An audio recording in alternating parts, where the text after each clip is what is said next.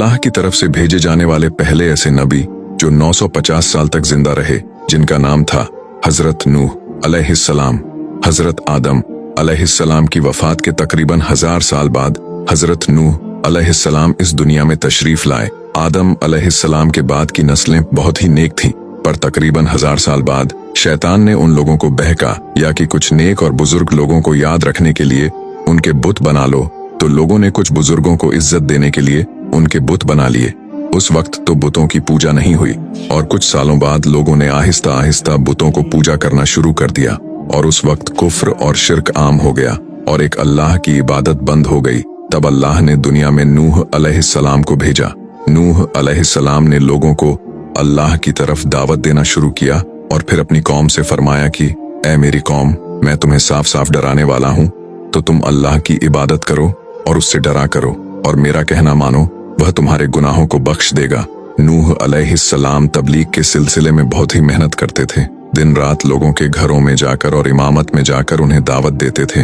नूह अलैहिस्सलाम लोगों को समझाते और यहाँ तक कि उन्हें यह करते करते 950 साल गुजर गए, पर सिर्फ कुछ लोगों के सिवा कोई भी ईमान नहीं लाया। नूह अलैहिस्सलाम की कौम उनका मजाक बनाती थी और कहती थी कि अगर तुम सच्चे हो तो जिस अजाब का तुम हमसे वादा करते हो उसको लाओ। नूह अलैहिस्सलाम की कौम साल दर साल बुराई में आगे बढ़ती गई और नूह अलैहिस्सलाम को परेशान करती रही।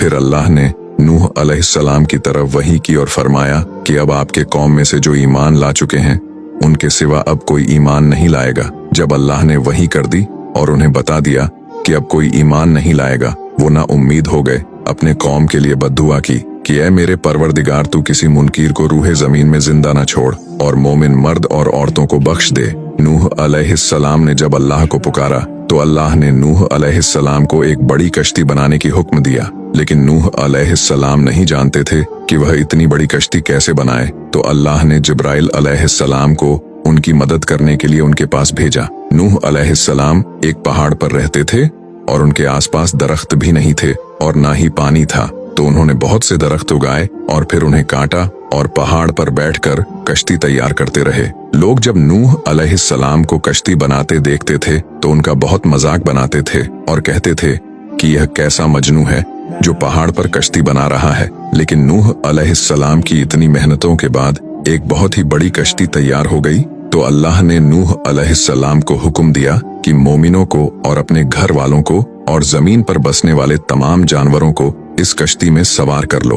और फिर अल्लाह ने आसमान और जमीन से पानी खोल दिया, जिस वजह से जमीन पर सैलाब आ गया। इस सैलाब ने दुनिया में रहने वाले इंसान और जानवरों को गर्क कर दिया और तूफान का पानी पहाड़ों से भी ऊपर हो गया और सिर्फ नूह अलैहिस्सलाम की कश्ती इस तूफान में बाकी रही और पूरे जमीन पर सिर्फ वही लोग और जानवर बचे थे जो उस कश्ती पर सवार थे। इतने बड़े नबी होने के बावजूद नूह अलैहिस्सलाम का बेटा कश्ती पर सवार नहीं हुआ। नूह अलैहिस्सलाम ने उसे पुकारा कि मेरे बेटे इस कश्ती पर आ और काफिरों का साथी न बन, लेकिन उसने कहा कि मैं किसी पहाड़ की चोटी पर पनाह ले लूंगा जो मुझे इस पानी से बचाएगी। पर नूह अलैहिस्सलाम ने फरमाया कि आज अल्लाह के हुक्म से कुछ भी बाकी नहीं रहेगा मगर वही जिस पर अल्लाह रहम करे। और फिर बाप और बेटे के दरमियान यह गुफ्तगू जारी ही थी कि एक तूफानी मौज ने उनके बेटे को गर्क कर दिया। जब नूह अलैहिस्सलाम की आंखों के सामने उनका बेटा गर्क हो गया तो उनकी आंखों में आंसू आ गए और वह पुकार उठे कि तूने मुझसे वादा किया था कि मेरे घर वालों को निजात अदा फरमाए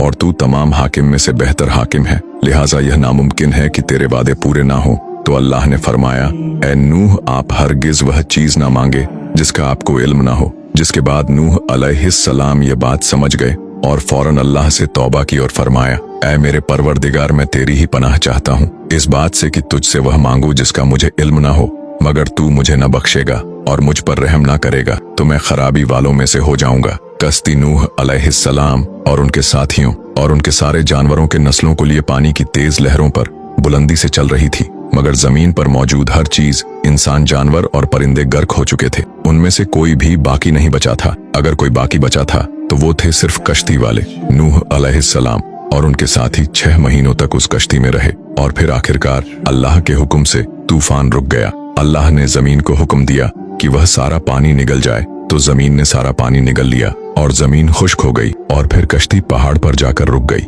अब उन्हें हुक्म हुआ कि सलामती से कश्ती से उतर आइए, आप सब पर बरकत नाजिल हो गई है और उन नस्लों पर भी जो आपसे पैदा होंगी। और फिर सिर्फ नूह अलैहिस्सलाम से आगे की नस्ल शुरू हुई और जमीन में उनकी औलाद के अलावा किसी और की नस्ल बाकी न रही।